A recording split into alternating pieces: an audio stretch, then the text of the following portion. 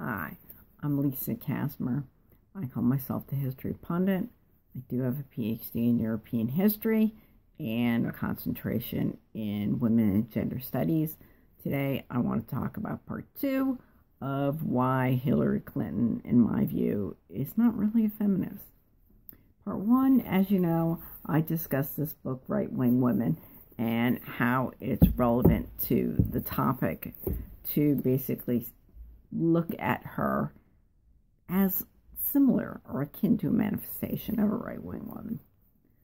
Anyway, today I wanted to talk about an essential quality of feminism, which is the debate between whether or not women and men are different or essentially the same. That is, are we looking at equalitarianism as an essential feature, or are we looking about celebrating difference? And the book I wanted to bring up first was In a Different Voice by Carol Gilligan. This is a book that celebrates essentially things that we have come to know about women, that brains can be wired differently, that women can use different language or speak in a unique way, as opposed to at least most or what is thought as average male speech, concentration of issues, concerns, and the like.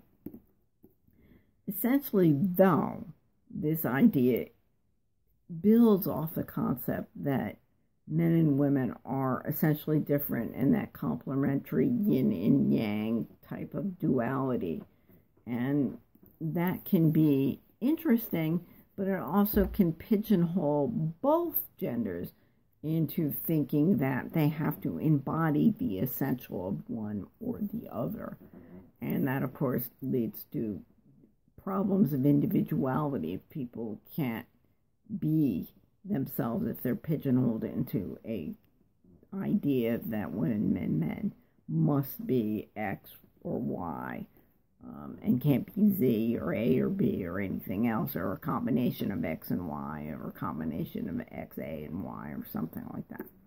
Anyway, the idea gave rise to some interesting political positions, like those after the First World War, who wanted endowed motherhood. That is, motherhood was a profession or an occupation that renders a social good, and thereby needed the state to cut them a check if they are raising their kids adequately and doing this essential societal role. Why aren't they being paid for it? This, of course, would have changed a lot in society. And whether we want to talk about something like that as a practical issue, Hillary Clinton obviously is one of those, but then again, neither are most women today. Most women today, I think, go along the lines of the equalitarian ideal, the idea that men and women before the law need to be equal, and thereby they need to embody the same rights, privileges. There is some allowance for the physical difference in terms of motherhood in particular, but other than that, the idea of sameness being a goal of law certainly is endowed in it. And on that view, we have to wonder, though, whether or not women are trying to pigeonhole themselves into a version of man. Certainly, women fitting in a male-dominated society was the way society was for hundreds of years. I go back to a book that I read years and years and years ago as an undergraduate, Goddesses, Whores, Wives, and Slaves, as being the essential roles that women could play in antiquity. And there are others in terms of medieval society and the like.